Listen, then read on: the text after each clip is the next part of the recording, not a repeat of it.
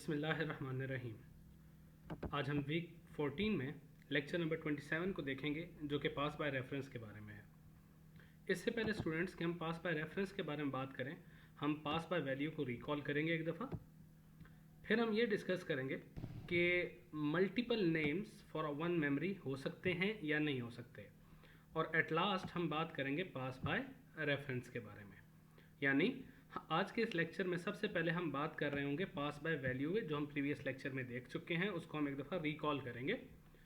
फिर हमारी डिस्कशन होगी कि एक मेमोरी के मल्टीपल नाम हो सकते हैं या नहीं हो सकते। और फाइनली हम बात कर रहे होंगे पास बाय रेफरेंस के ऊपर। तो सबसे पहले हम रिकॉल करते हैं अपनी प्रीवियस प्रोग्राम को, जो कि हमने लास्ट टाइम देखा था, जिसमें हमारे पास कुछ स्टेटमेंट इस तरीके से थी जहाँ पे हमने टोटल मार्क्स इनपुट करने थे, ऑब्टेन्ड मार्क्स इनपुट करने थे। दो सब्जेक्ट्स थे हमारे पास, पीएफ और डीएस के। और जब हमने इनपुट लेनी थी तो हमने एक बात इंश्योर करनी थी कि टोटल मार्क्स जो हैं वो आपके पास मस्ट बी लेस देन और equal to 100 and greater than equal to 30। If total marks entered are greater than 100 or less than 30, then we have to re-enter the marks. Also ensure that obtained marks are less than equal to total marks and are not negative. यानी ये हमारे पास statement थी जिसको हमने functions के through किया था last time. और इस प्रोग्राम को जो हमने देखा था वो कुछ इस तरीके से था कि हमने पहले एक प्रोग्राम बनाया था जो कि विदाउट फंक्शन था, और फिर हमने डिस्कस किया था कि अच्छा ये जो पर्टिकुलर लॉजिक है, ये लॉजिक जो है ये बिल्कुल सेम है। तो अगर हमारे पास लॉजिक सेम हो तो हम फंक्शन को यूज़ कर लें। सिमिलरली कि हम इस लॉजिक को देखें, ये ऑब्टेन्ड मार्क्स की लॉजिक को भी अगर हम देखें तो ये लॉजिक भी बिल्कुल सेम है, आइडेंटिकल है।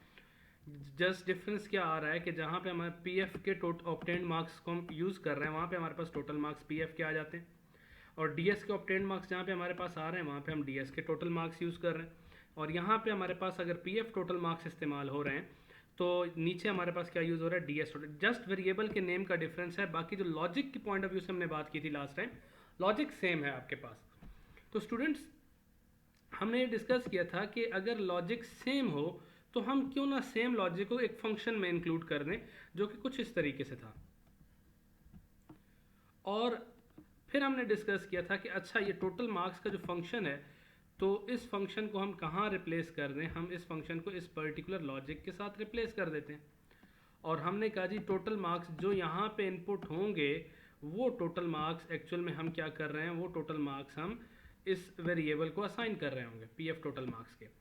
पर प्रॉब्लम क्या था कि हमने ये बात की कि इसकी रिटर्न टाइप तो वॉइड है, और वॉइड रिटर्न टाइप वाले जितने फंक्शंस हैं वो उनकी वैल्यूज असाइन नहीं हो सकती। अब ये वैल्यू असाइन करने के लिए हमें क्या करना था, हमें इस फंक्शन की रिटर्न टाइप को वॉइड से चेंज करना था। यानी हमने इसकी रिटर्न टाइप को वॉइड से चेंज कर दिया। ये स्टेटमेंट गलत हो गई हमारे पास। हाँ, अगर मैं इस वॉइड को रिप्लेस कर दूं इंट से तो अब हम कहेंगे कि अच्छा ये स्टेटमेंट ठीक है। सेम इसी तरीके से डीएस टोटल मार्क्स के लिए भी हमने कोड किया था। अब स्टूडेंट्स एक चीज़ आप जहन में रख लें कि एक जो प्रोग्राम है उसको करने के वेरियस तरीक़ेकार होते हैं।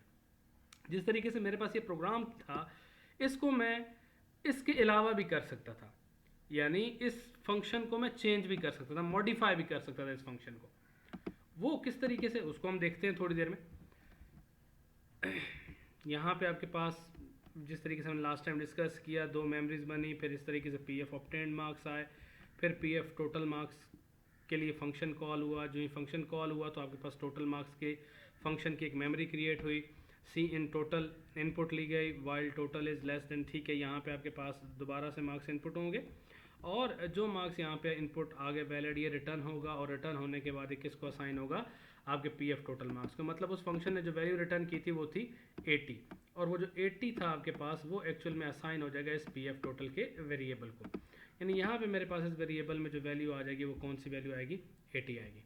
इसी तरीके से डीएस टोटल के अगेंस्ट भी ये फंक्शन कॉल होगा, और ये सेम लॉजिक, मतलब हमने क्या किया, लॉजिक एक जगह पे रख दी गई है, फंक्शन की लॉजिक हमने एक जगह पे कर दी कोड की, और वो लॉजिक हमने यूज़ की अपने फंक्शंस के अंदर।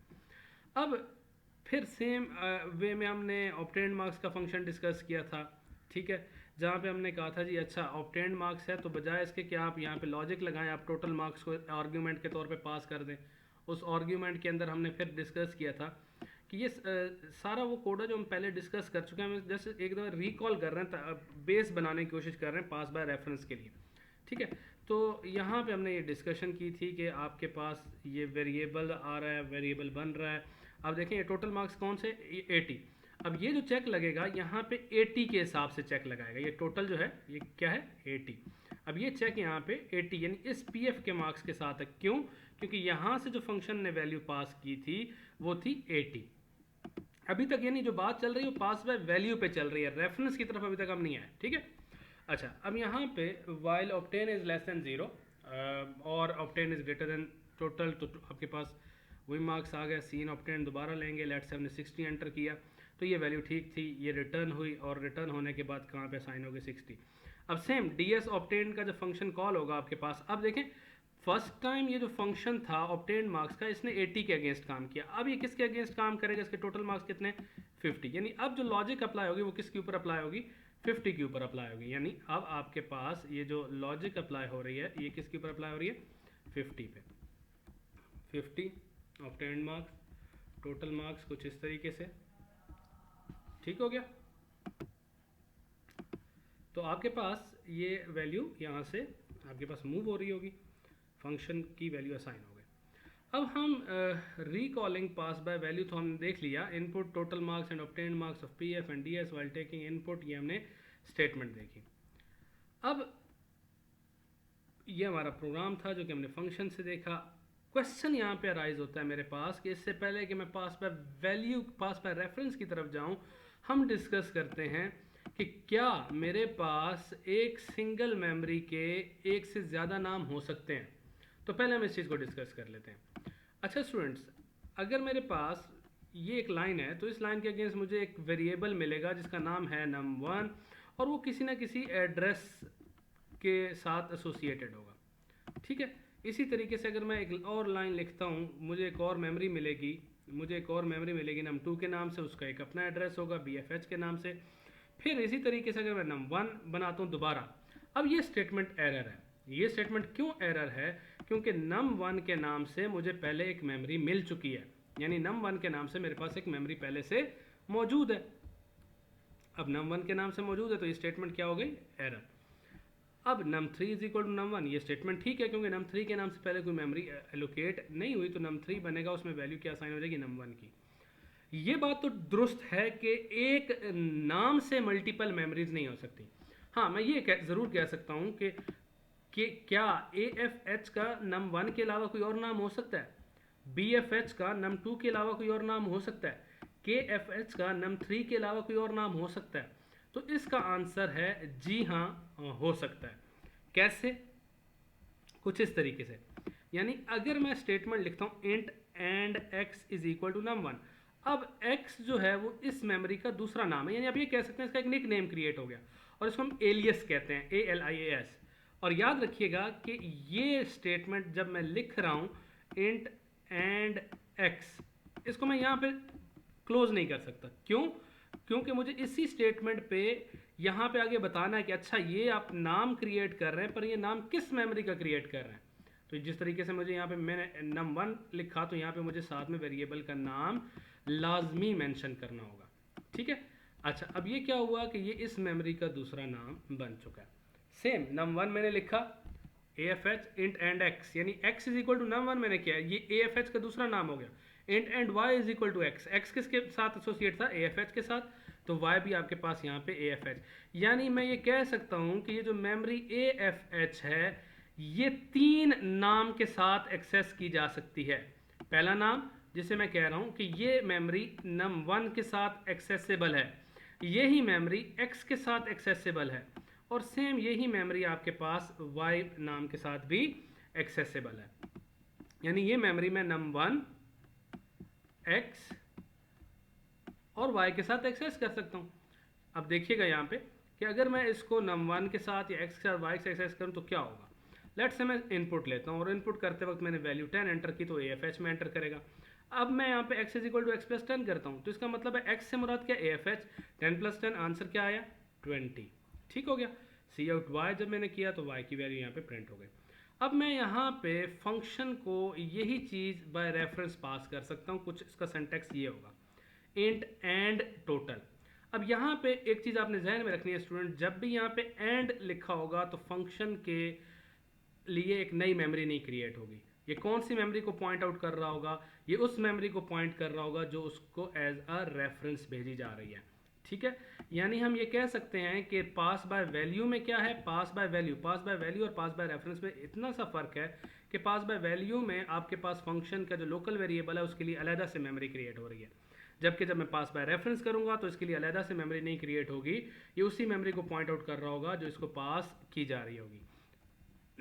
लेट से मेरे पास मेन बना, मेन में मेरे पास दो वेरिएबल्स बन गए। फर्स्ट मैंने लिखा टोटल मार्क्स, पीएफ टोटल मैंने पास किया। अब ये स्टेटमेंट कैसे बनेगी? ये स्टेटमेंट है कुछ इस तरीके से, int and total is equal to PF total. इसका मतलब क्या हुआ? पीएफ टोटल की जो मेमोरी है उसका दूसरा नाम क्या बन रहा है आपके पास? टोटल। यानी इसका सेकंड नेम आपके पास क्या हो जाएगा? टोटल हो जाएगा। और जो कि टोटल कहाँ पे है? यहाँ पे।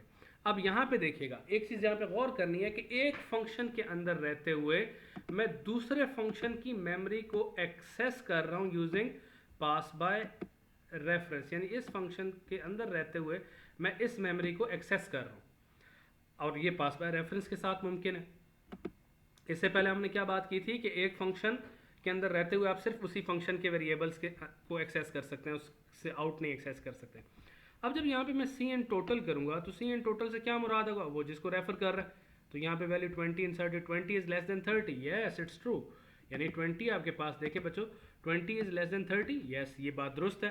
तो और के केस में एक भी दुरुस्त हो जाए तो वो बॉडी में एंटर होगा। तो बॉडी में जो ही ये एंटर हुआ बॉडी में, आपके पास दोबारा से इनपुट लेंगे, दोबारा से इनपुट लेते वक्त 50। अब यही प्रोग्राम मैंने पहले पास बाय वैल्यू और रिटर्न के साथ किया था। अब देखें, एक प्रोग्राम को करने के मल्टीपल वेज, आप पास बाय रेफरेंस के साथ भी इसको सॉल्व कर सकते हैं।